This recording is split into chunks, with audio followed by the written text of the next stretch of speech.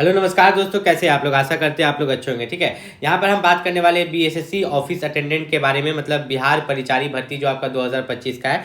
तो ये जो बीएसएससी ऑफिस अटेंडेंट का जो भर्ती है, इसको लेके यहाँ पर दो नया नोटिस आ गया है। अब दो नया नोटिस क्या आया है इस वीडियो में हम बताने वाले हैं, लेकिन वो दो नया नोटिस बताने से भी पहले हम आपको एक चीज़ बता दें कि अगर आप बीएसएससी ऑफिस अटेंडेंट का फॉर्म भर रहे थे तो आपको पता है कि लास्ट डेट जो है यहाँ पर 26 अक्टूबर, आज ही तक लास्ट डेट था। लेकिन एक चीज़ का खास ख्याल रखा होगा आपने, फॉर्म भरते वक्त आपसे पूछा गया था कि आप ओबीसी हो, ठीक है, एससी हो, एसटी हो या ईडब्ल्यूएस हो। अगर आप बिहार के ओबीसी, एससी, एसटी या ईडब्ल्यूएस थे तो आपसे बोला गया था कि आपको फॉर्म अप्लाई का जो लास्ट डेट है 26 अक्टूबर, उससे पहले आपको अपना जाति प्रमाण पत्र बनवा लेना है। तो अगर आपने जाति प्रमाण पत्र अपना बनवा लिया होगा तो वो काफ़ी अच्छा है, लेकिन नहीं बनवाया होगा तो आपको जो है डॉक्यूमेंट वेरिफिकेशन में ये लोग रिजेक्ट कर देंगे। तो इस चीज़ का आपको खास ख्याल रखना है। अब आगे हम बात करेंगे बीएसएससी ऑफिस अटेंडेंट के दो नया नोटिस के बारे में, साथ ही साथ बीएसएससी ऑफिस अटेंडेंट के एग्जाम डेट्स के बारे में यहाँ पर हम बात करने वाले हैं। तो सबसे पहले यहाँ पर बात करें तो देखिए, बीएसएससी ऑफिस अटेंडेंट का ये कहना है कि जब आपने फॉर्म भरा है, ठीक है, बीएसएससी ऑफिस अटेंडेंट का जब आपने फॉर्म भरा है तो फॉर्म भरते वक्त आपने एक चीज़ का खास ख्याल रखा होगा कि आपका जो है इन्होंने 10th का डिटेल लिया, ठीक है, क्लास 10th का डिटेल लिया। अब जो क्लास 10th का जो मार्कशीट है आपका, ठीक है, याद रखिएगा क्लास 10th का जो मार्कशीट है उसी से आपका सब कुछ मैच करना चाहिए। क्लास 10th के मार्कशीट से आपका फॉर्म का डिटेल मैच करना चाहिए आपके फॉर्म, और उसी क्लास 10th का मार्कशीट से जो है आपका आधार कार्ड का डिटेल भी मैच करना चाहिए। मतलब कि क्लास 10th के मार्कशीट में अगर पापा का नाम जो है वही पापा का नाम फॉर्म में होना चाहिए, आधार कार्ड में होना चाहिए, हर जगह होना चाहिए, ऐसा नहीं कि अलग अलग होना चाहिए। सबसे पहला तो ये चीज़ आपको यहाँ पर ध्यान रखना है। दूसरा, आपको जो है फॉर्म भरते वक्त आपने एक फ़ोटो अपलोड किया होगा। देखिए, दो फोटो किया होगा, एक आपका लाइव फोटो होगा। लाइव फोटो से कोई मतलब नहीं है, ठीक है, लाइव फोटो से कोई मतलब नहीं, वो आपने कर दिया, लेकिन एक फोटो आपने अपलोड किया होगा, फोटो और इंग्लिश हिंदी में सिग्नेचर। तो सिग्नेचर से भी कोई मतलब नहीं है, लेकिन जो फोटो अपलोड किया है वही फोटो, पासपोर्ट साइज फोटो आप रखिएगा। जब आप एग्जाम देने जाइएगा तो आपको वही फोटो लगने वाला है। क्यों? क्योंकि आपका जो एग्जाम है, ठीक है, एग्जाम आपका ज़्यादा समय नहीं लिया जाएगा। आपका जो 16 नवंबर के बाद कभी भी एग्जाम डेट को निकाल दिया जाएगा, ठीक है, 16 नवंबर के बाद कभी भी आपका एग्जाम ले लिया जाएगा। मतलब आप मान के चलो कि दिसंबर मंथ में, ठीक है, दिसंबर मंथ में आपका बीएसएससी ऑफिस अटेंडेंट का एग्जाम यहाँ पर लिया जाएगा। अब एग्जाम जो है एक चरण में नहीं, दो चरण में लिया जाएगा। इस चीज़ का खास ख्याल आपको रखना है कि बीएसएससी ऑफिस अटेंडेंट का जो एग्जाम होगा हमारा प्री और मेंस के रूप में होगा, ठीक है। सबसे पहले जो है प्रीलिम्स एग्जाम होगा, ठीक, और उसके बाद जो है आपका यहाँ पर मेंस एग्जाम होगा। तो प्रीलिम्स का ही बात कर रहे हैं हम दिसंबर 2025 में, ठीक है, और जो मेंस है वो पता नहीं कब होगा। आप मान के चलिए कि मार्च 2026 तक आप मान के यहाँ पर चल सकते हैं।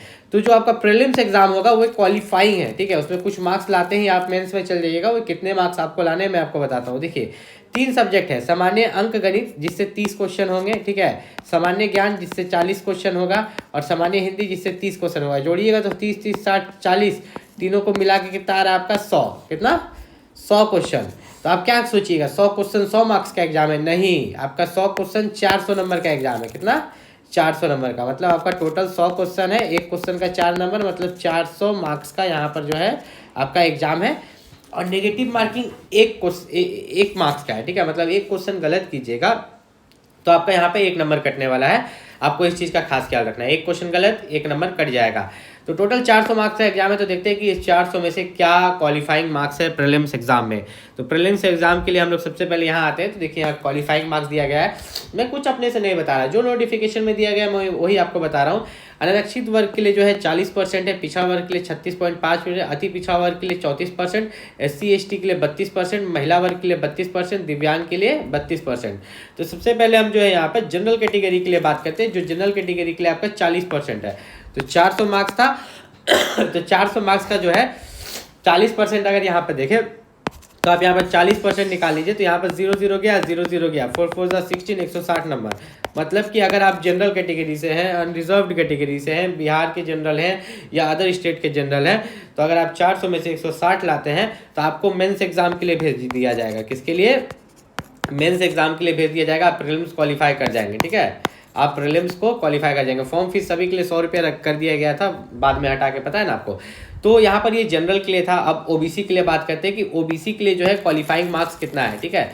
तो सबसे पहले अति पिछड़ा वर्ग के लिए करते हैं। तो अति पिछड़ा वर्ग के लिए जो है 36.5% है, जिसको कि मान के चलो कि हम 36.5 को 36 ही ले लेते हैं, ठीक। तो यहाँ पर अगर हम देखेंगे तो 400 का हम यहाँ पर 36% निकाल लें अगर, ठीक। तो 0 0 गया, 0 0 गया, और 36 गुना 4 यहाँ पे कर दिए, 6 4 24 का 4, 2 इन हैंड, और 4 3 12, 13 14, 144 नंबर। ठीक है, 400 में से 144 नंबर अगर पिछड़ा वर्ग लाता है तो उसका यहाँ पर सिलेक्शन हो जाएगा। सबसे खास यहाँ पर तो है महिला लोग के लिए मात्र 32%, ठीक है, और SC ST के लिए मतलब 400 का 32%, सोच लीजिए कितना कम होगा। यहाँ 0 0 गया, 0 0 गया, यहाँ 32 गुना 4 कर दिए, 4 2 8, 4 3 12, 128 नंबर, मतलब इतना कम, 400 में मात्र 128 नंबर लाने पर उन्हें मेंस में भेज दिया जाएगा। लेकिन मेंस में कटअप जाएगा, ठीक है, याद रखिएगा इस चीज़ को, मेंस में कटअप जाएगा। और एक सबसे खास बात बताना है कि आपकी जो ज्वाइनिंग होगी वो आप ही के जिला में कैसे हो सकती है। देखिए आप यहाँ पर देखिएगा कि अधिकतर जो ज्वाइनिंग है वो पटना में दे रहे हैं ये लोग, लेकिन साथ ही साथ आप यहाँ पर देखिएगा कि पटना के अलावा भी जैसे कि भागलपुर, ठीक है, भागलपुर में भी आपको ज्वाइनिंग मिल सकता है। अगर आप भागलपुर जिला से हैं, मुजफ्फरपुर से हैं, भागलपुर में 111 सीट है जिसमें 38 सीट महिला के लिए रिजर्व्ड है। ठीक है, आपका जो मुजफ्फरपुर है उसमें 100 सीट है जिसमें जो महिला के लिए 33 सीट रिजर्व्ड है। ठीक है, अरवल के लिए आपका 22 सीट है, भले सीट कम है। ठीक है, पटना में ज़्यादा सीट है, बाकी सब जिला में आप देखिएगा तो बाकी सब जिला में जो है यहाँ पर काफ़ी कम सीट है। जैसे आपका कटिहार हो गया, कटिहार में 58 सीट है और उसी में से 19 सीट महिला के लिए रिजर्व्ड है। उसके बाद अगर यहाँ पर बात करें तो नालंदा है, नालंदा में 57 सीट है, महिला के लिए 18 रिजर्व्ड है। उसी तरह आप यहाँ पर मतलब आपको अपने जिला में ही नौकरी मिल सकता है। कैसे? ज़्यादा नंबर लाने पर, जो ज़्यादा नंबर लाएगा। मान लीजिए कि कोई बच्चा यहाँ पर मान के चलते कोई बच्चा खगड़िया का है, ठीक, खगड़िया का 2 बच्चा है यहाँ पर A और B, ठीक।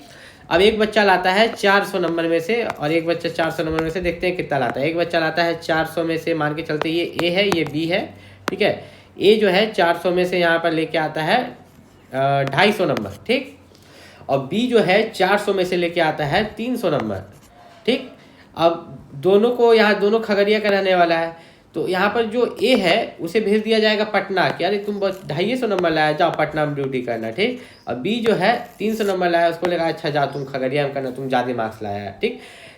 और खास करके इसमें क्या किया जाएगा कि लड़की लोग को प्रीफरेंस दिया जाएगा, ठीक है। उसके बाद जो बचा कुछ सीट है लड़का लोग को प्रीफरेंस दिया जाएगा। नंबर पर तो होगा। अब ऐसा भी हो सकता है कि कोई लड़का 400 में से 350 ला रहा है, कोई लड़की 400 में से यहाँ पर 250 ला के उसको अपना जिला मिल जा रहा है। कारण क्या है? कारण है कि लड़की के लिए आरक्षण है, लड़की के लिए वो लोग चाहता है कि उसी के जिला में उसको यहाँ पर नौकरी मिले। अभी हम क्या बताए थे कि कहाँ कहाँ आपका हो सकता है, कौन कौन जिला में। तो देखिए यहाँ पर आपका किशनगंज है, ठीक है, आपका बक्सर है, फिर से आपका पटना है, भोजपुर है, जमुई है, बेगूसराय, जहानाबाद, भागलपुर, ठीक, और यहाँ पर पटना। तो अधिकतर सीट जो है वो पटना में है, ठीक है। आपका पटना में जो है कार्यालय परिचारी का, ठीक है, अधिकतर सीट है। अब बाकी बहुत कम मात्रा में सीट जो है अलग जिला में आपको यहाँ पर देखने को मिलेगा।